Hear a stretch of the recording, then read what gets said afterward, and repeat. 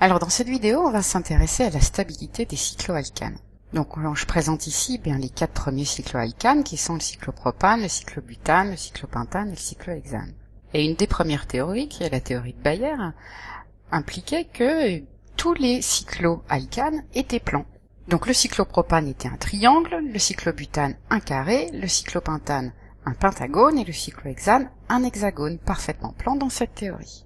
Donc dans cette théorie, en analysant ces formes, on a introduit une nouvelle grandeur qui est la tension d'angle, qui est l'écart à 109,5 degrés de l'angle formé par deux liaisons consécutives du squelette d'un cycloalcane. Donc ici je donne la définition en fait de la tension d'angle simplement pour les cycloalcanes parce que c'est cela qu'on considère. Mais bon, la tension d'angle elle existe pour toutes les sortes de cycles. Alors pourquoi cet angle de 109,5 degrés?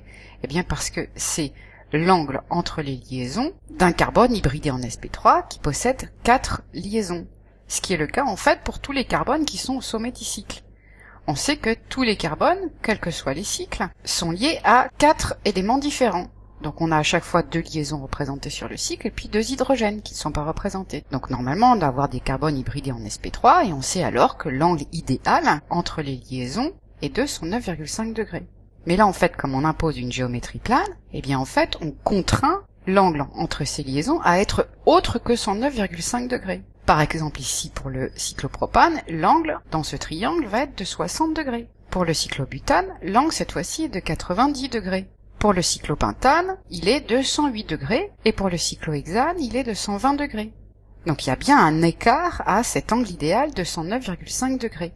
Donc, ça veut dire que pour faire ces formes planes, eh bien en fait la molécule a dû être contrainte. On a dû forcer les liaisons à se faire. Et donc du coup on introduit une autre grandeur qui est la contrainte d'angle. C'est l'énergie associée donc à cette tension d'angle, ou c'est simplement l'énergie nécessaire pour déformer l'angle de liaison normal du carbone tétraédrique. Donc ici on voit que la tension d'angle est de 49,5 degrés. Ici si on fait le calcul on a tout simplement 19,5 degrés. Ici on a une tension d'angle de 1,5 degré. Et puis ici on a moins 10,5 degrés. Ce qui est intéressant en fait c'est la valeur absolue de la tension d'angle. Donc ici je mets moins 10,5 parce que je définis la tension d'angle par rapport à l'écart à 109,5 degrés. Mais bon ce qui est intéressant c'est la valeur absolue. Donc c'est les 10,5 degrés. Donc on voit en fait que quand on passe d'ici à ici, la tension d'angle diminue. Donc on peut supposer que la contrainte d'angle, donc l'énergie qui est associée à cette tension d'angle ici, va diminuer aussi. Donc là on va avoir une énergie qui est d'autant moins importante, tandis que ici on va avoir une contrainte d'angle qui va être plus importante. Et donc avec cette théorie, quel est de tous ces cycloalcanes le plus stable? Eh bien c'est le cyclopentane. Parce que si on lui impose une conformation plane, eh bien l'angle en fait entre ces deux liaisons, c'est celui qui se rapproche le plus du 109,5 degrés imposé par ces carbones qui sont tétraédriques. Donc voilà ce qu'impose la théorie dans un premier temps. Donc on a vu que pour étudier la stabilité des alcanes, qu'il était assez intéressant de regarder la chaleur de combustion. Avant de continuer, je t'invite fortement à aller revoir cette vidéo sur la chaleur de combustion des alcanes pour pouvoir bien suivre tout ce qui va venir. Donc ici, on a la chaleur de combustion des cycloalcanes. Donc on rappelle que la chaleur de combustion, c'est simplement l'opposé de l'enthalpie de la réaction de combustion du cycloalcane dans le dioxygène. Donc si on regarde simplement les valeurs ici de la chaleur de combustion, on voit que pour le cyclopropane, on a 2091 kJ par mol, pour le cyclobutane 2721, et en fait ça augmente, Et puis on avait vu que c'est normal que ça augmente, parce que quand on passe du cyclopropane au cyclobutane, on augmente le nombre de carbone, donc c'est normal d'augmenter la chaleur de combustion. Ça va libérer plus d'énergie, parce qu'il y a plus de carbone. Mais on a vu aussi que ce qui était intéressant, c'est de regarder qu'est-ce qui se passe par rapport au nombre de groupes CH2, pour pouvoir comparer les stabilités. Donc on avait vu entre autres que pour un alcane linéaire, chaque groupe CH2 avait une contribution en énergie qui était proche de 654 kJ par mol. Comme les cycloalcanes sont tous de la forme CH2N, on pourrait supposer que pour avoir l'énergie de combustion, il suffirait de multiplier N fois 654 kJ par mol. Et puis si tu fais ça ici, tu verras bien qu'on ne retrouve absolument pas ces valeurs-là. Donc ça veut bien dire que, en fait, on a une contribution en énergie supplémentaire du fait qu'on a le cycle.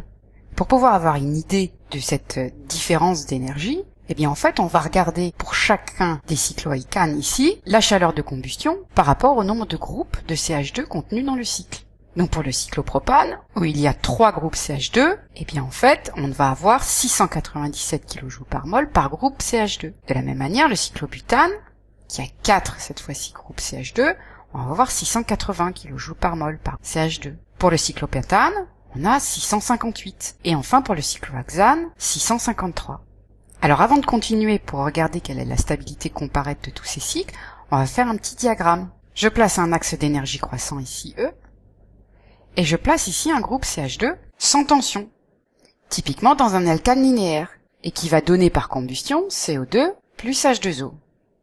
Eh bien, il va libérer toute cette énergie. Donc ça, c'est l'énergie libérée par la combustion d'un groupe CH2 sans tension dans un alcane linéaire. Et on sait que cette valeur-là, elle vaut 654. Et qu'est-ce qu'on voit ici, en fait? C'est que globalement, cette ici chaleur de combustion par groupe de CH2, pour les groupes CH2 des cycles ici, cyclopropane, cyclobutane ou cyclopentane, elle est plus élevée. Donc elle va être, par exemple, ici. Donc CH2, cette fois-ci, sous la contrainte. Dans un cycle et dans un cycle tendu, donc il est sous tension cette fois-ci. Donc ici, énergie plus élevée, pour le cyclopentane, pour le cyclobutane et pour le cyclopropane. Et on sait que si ici l'énergie libérée est plus élevée, pour un même état final de produits qui sont CO2 et H2O, l'état d'énergie initiale est plus élevé. Et on sait que si l'énergie est plus élevée, le composé qu'on le regarde ici est moins stable. Ici, on peut comparer un groupe CH2 qui est sans tension dans un alcane linéaire avec un groupe CH2 qui est dans un cycle tendu. Et on voit ici qu'il est moins stable. À une exception près, c'est que ici, on s'aperçoit que cette valeur ici de 653 kJ par mol, elle est à peu près égale à celle qui correspond au CH2 dans un alcane linéaire. Donc ça veut dire qu'en fait, un groupe CH2 engagé dans une molécule de cyclohexane ne subit pas de contraintes supplémentaires du fait qu'il soit dans le cycle, par rapport à un alcane linéaire, alors que le cyclopentane en subit, ainsi que le cyclobutane et le cyclopropane, parce que ici, plus on remonte ici dans cette colonne, donc moins on a de groupe CH2 dans le cycle, plus l'écart entre la chaleur de combustion du CH2 dans l'alcane linéaire et la chaleur de combustion du groupe CH2 engagé dans le cycle, plus cet écart est important. Donc ça, qu'est-ce que ça signifie? Eh bien ça signifie que parmi tout cela, le composé le plus stable, eh bien, ce sera celui-ci, ce sera le cyclohexane. Et donc là, on est en contradiction avec la théorie précédente, où on avait vu que c'était le cyclopentane qui était le plus stable. Donc la seule solution, en fait, pour mettre en accord ces théories, eh ben, c'est que tout simplement, les cycloalcanes ne sont pas plans, n'ont pas une géométrie plane. Donc autrement dit, le fait qu'on retrouve ici cette même valeur que pour les alcanes qui sont linéaires, eh bien ça veut dire que tous les carbones engagés dans les sommets du cycle peuvent avoir une géométrie tétraédrique qui respecte l'angle de 109,5 degrés. Pour bien voir quelle est la géométrie adoptée par les cycloalcanes et puis pour voir toutes ces contraintes, on va regarder une petite vidéo avec les modèles moléculaires. Donc ici on a le modèle moléculaire du cyclopropane, et en le faisant pivoter on peut voir que les 3 carbones sont dans le même plan, c'est bien une molécule plane. On peut aussi voir que les liaisons sont tordues, la tension d'angle est telle que les orbitales ne se recouvrent pas bien, et ça implique que ces liaisons sont tout à fait tordues. On voit bien même que le plastique du modèle moléculaire est tordu, qu'on a dû forcer pour construire cette molécule. Il y a une autre contribution à la déstabilisation énergétique du cyclopropane qu'on voit bien en regardant selon l'axe de la liaison carbone-carbone. On voit que les H ici sont totalement éclipsés. Et donc, on a une contrainte de torsion qui est importante parce que le cyclopropane est bloqué dans cette conformation éclipsée. Donc toutes ces contraintes d'angle de torsion en conformation éclipsée augmentent d'autant plus l'instabilité du cyclopropane, et donc c'est un composé qui est très réactif, en particulier dans des réactions qui impliquent l'ouverture du cycle. D'ailleurs, on voit maintenant, lorsqu'on ouvre le cycle, on voit toutes les contraintes qui se libèrent, et les liaisons deviennent bien droites. Maintenant, ici, on a le cyclobutane. On voit un peu la tension d'angle sur les liaisons entre les carbones, qui sont un peu forcées et tordues, mais pas autant qu'avec le cyclopropane. En faisant pivoter la molécule, on peut voir la contrainte de torsion avec la conformation éclipsée des hydrogènes. Pour diminuer cette contrainte, en fait, le cyclobutane adopte une conformation non plane qu'on appelle conformation plissée. Et en faisant un peu tourner le modèle, pour regarder dans l'axe de la liaison carbone-carbone, on voit que les hydrogènes ne sont plus éclipsés. Donc, il y a une diminution de la contrainte de torsion. Pour le cyclopentane maintenant, on a beaucoup moins de tension d'angle que pour le cyclopropane et le cyclobutane. Mais en faisant pivoter le modèle pour regarder dans l'axe des liaisons carbone-carbone, on voit que la conformation plane du cyclopentane est déstabilisée par la contrainte de torsion avec les hydrogènes qui sont tous éclipsés. Et en fait, pour diminuer cette contrainte de torsion, le cyclopentane adopte une autre conformation en remontant par exemple ce carbone vers le haut en dehors du plan. On voit que les 4 carbones sont dans le même plan et que le 5e carbone est vers le haut. Là, on a les 2 premiers carbones de devant et les 2 carbones de derrière dans le même plan. Par contre, l'autre carbone est vers le haut.